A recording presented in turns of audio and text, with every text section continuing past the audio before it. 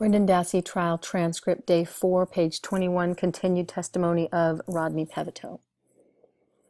And when you went back to the scene, where specifically did you go?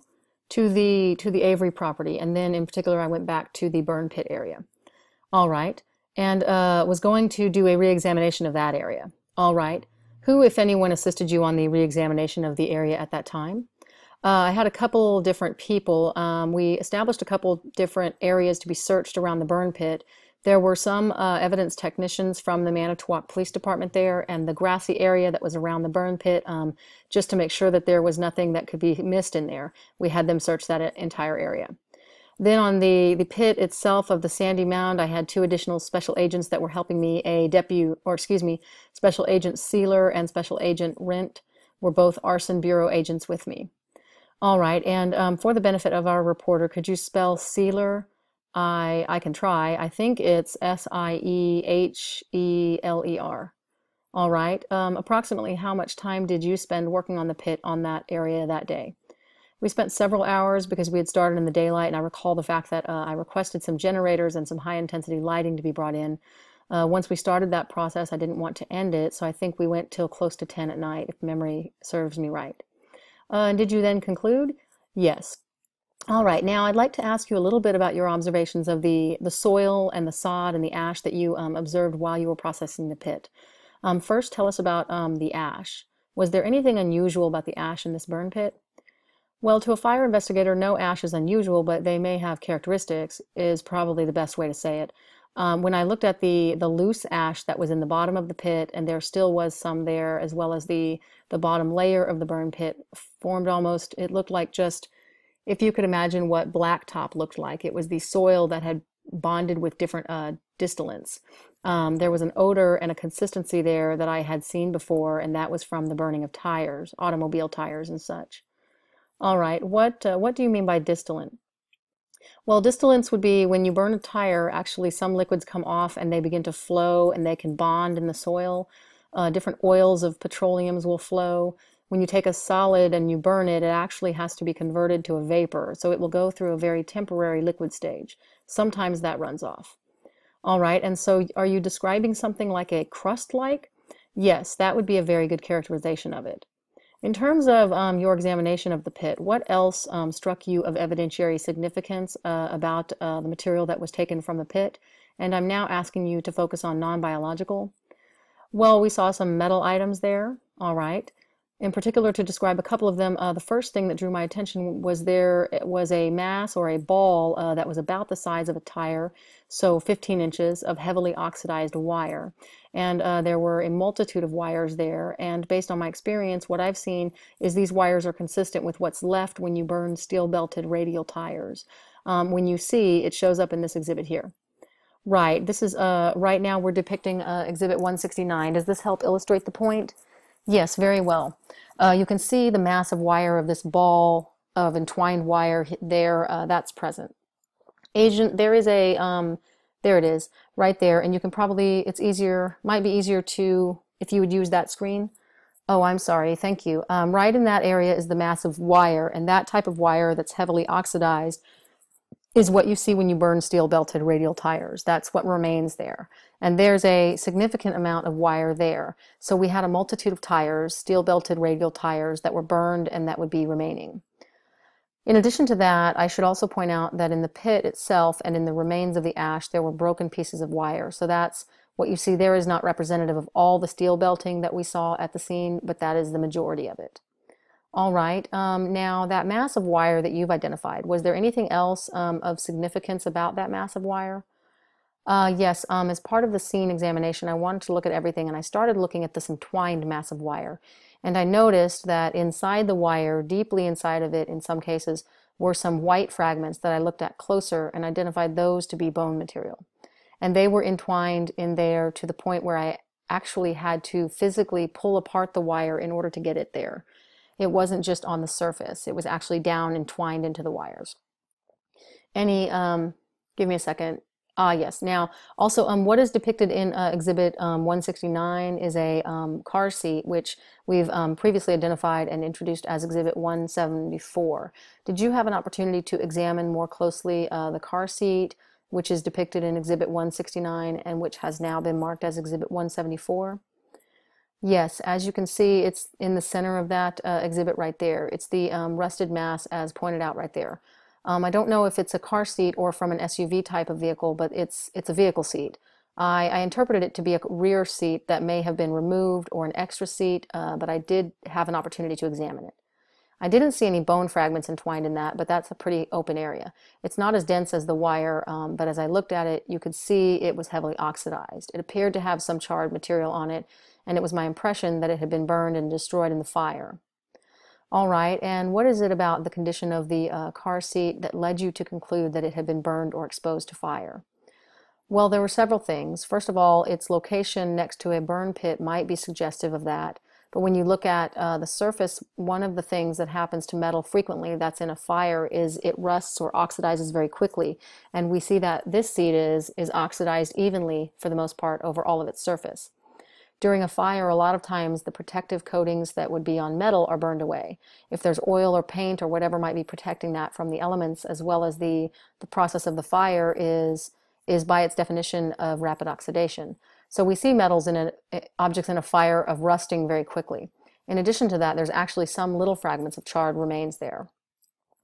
All right, is that why, just for example purposes, people who have burn barrels, they don't seem to stay new very long? That's correct, they rust very quickly. All right, now before we leave this particular, well, actually it would be a good transition. I want to go back and revisit something that we talked about just a few moments ago, and that is you told us that there were remains of multiple steel-belted radial tires. Based on your examination of the pit area itself, can you give us a rough approximation of how many tires may actually be reflected in the remains which were recovered? Based on my experience from looking at other burned tires and different fire scenes, I could certainly comfortably say it was in excess of 5, probably more comfortably.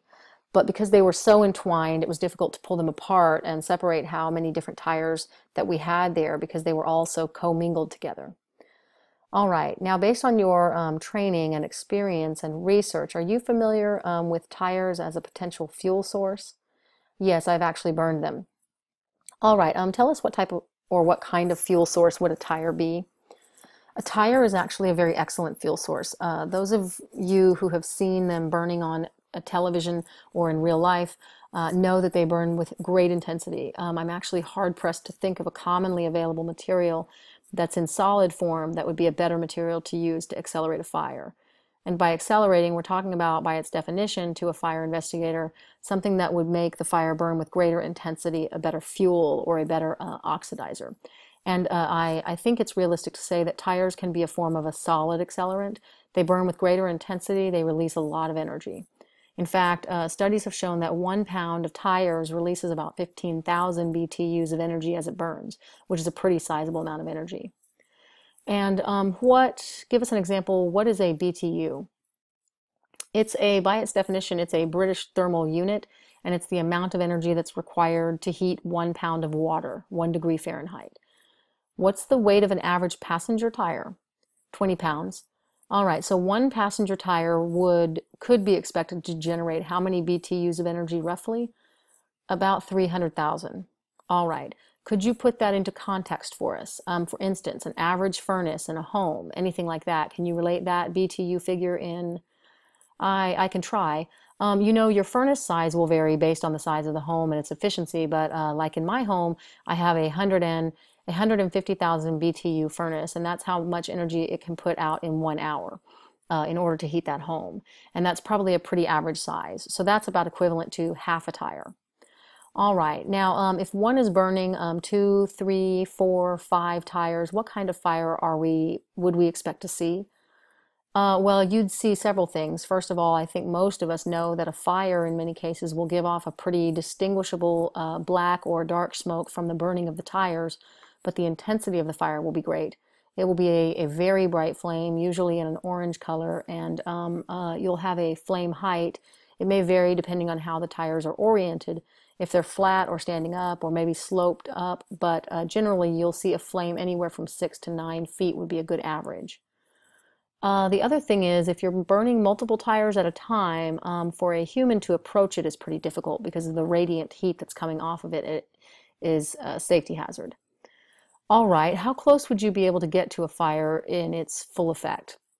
If you got 4 or 5 tires going at one time, would you be able to be within 2 or 3 feet?